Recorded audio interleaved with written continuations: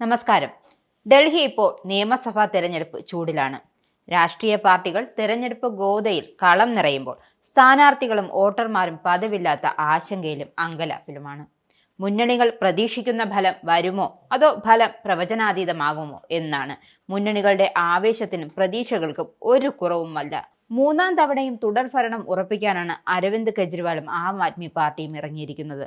തോറ്റാൽ പാർട്ടിയുടെ ഭാവി തന്നെ അപകടത്തിലാകും എന്ന കാര്യത്തിൽ അവർക്ക് ഒരു സംശയവുമില്ല എന്നതാണ് സത്യം. നൂറ്റാണ്ടിലേറെയായി ഡൽഹിയിൽ അധികാരത്തിന് പുറത്തായിരുന്നു BJPക്കാകട്ടെ ജയത്തിൽ കുറഞ്ഞതൊന്നും ആലോചിക്കാനില്ല. മൂന്നാം തവണയും കേന്ദ്രഭരണം പിടിച്ച നരേന്ദ്രമോദിയുടെ മൂക്കിന് താഴെ ദേശീയ തലസ്ഥാനം കിട്ടാക്കനിയായി തുടരുന്നതിന്റെ വേദന ചെറുതല്ല. കെജ്രിവാളിനും കൂട്ടാളികൾക്കുമെതിരെ അഴിമതി ധൂർത്ത് ആരോപണം കടുപ്പിക്കുകയാണ് BJP.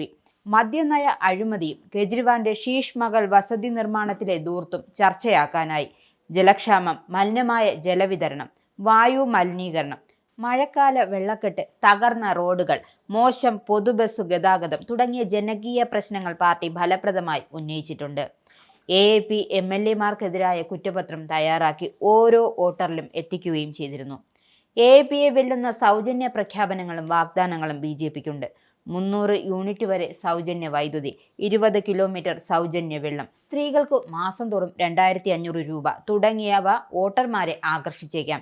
2013 വരെ തുടർച്ചയായി 3 തവണ അധികാരത്തിലേറിയ കോൺഗ്രസ് ആകട്ടെ ഇപ്പോൾ നിലനിൽപ്പിനായുള്ള പോരാട്ടത്തിലാണ്. തുടർച്ചയായി 10 വർഷം രാജ്യം ഭരിച്ച UPA സർക്കാരിനെ താഴെയിറക്കി 2011 അഴിമതി വിരുദ്ധ പ്രക്ഷോഭത്തിന്റെ ബാക്കി പത്രമായിരുന്നു ആം ആദ്മി പാർട്ടി. അണ്ണാ ഹസാരെയുടെ നേതൃത്വത്തിൽ BJP പിന്തുണയോടെ സമരത്തിലൂടെയാണ് അരവിന്ദ് കെജ്രിവാളിന്റെ തന്ത്രപൂർവ്വമായുള്ള രാഷ്ട്രീയ പ്രവേശനം നടത്തിയത്. 2012 നവംബർ 26 കെജ്രിവാൾ ആം ആദ്മി പാർട്ടി സ്ഥാപിച്ചു. 2013 ഡിസംബറിൽ ഡൽഹി തെരഞ്ഞെടുപ്പിൽ മത്സരിച്ച കെജ്രിവാളും ആം ആദ്മി പാർട്ടിയും മോശമില്ലാത്ത പിന്തുണ ലഭിച്ചു. 69 സീറ്റിൽ മത്സരിച്ച AAP 28 വിജയിച്ചു. 32 സീറ്റ് നേടിയ BJP ഏറ്റവും വലിയ ഒറ്റകക്ഷിയായെങ്കിലും ഭൂരിപക്ഷമുണ്ടായില്ല. 8 സീറ്റിൽ വിജയിച്ച കോൺഗ്രസ് പിന്തുണയോടെ കെജ്രിവാൾ മുഖ്യമന്ത്രിയായി. ചരിത്രം തിരുത്തിയ ആദ്യ കെജ്രിവാൾ സർക്കാരിന് 49 ദിവസമേ ആയുസുണ്ടായിരുന്നുള്ളൂ. 2014 മോദി തരംഗത്തിൽ ലോക്സഭയിലേക്ക് ഡൽഹിയിലെ 7 സീറ്റും തൂത്തുവാരി BJP വലിയ വിജയപ്രതീക്ഷയിലായിരുന്നു.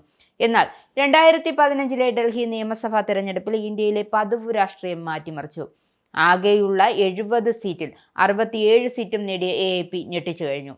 3 പേർ മാത്രം ജയിച്ച BJPയിൽ ഒരു ഓട്ടോറിക്ഷയിൽ കൊള്ളാവുന്ന നിയമസഭാ കക്ഷിയായി. 1998 മുതൽ 15 വർഷം തുടർച്ചയായി ഭരിച്ച കോൺഗ്രസ് ആകട്ടെ വട്ടപൂജ്യമായി.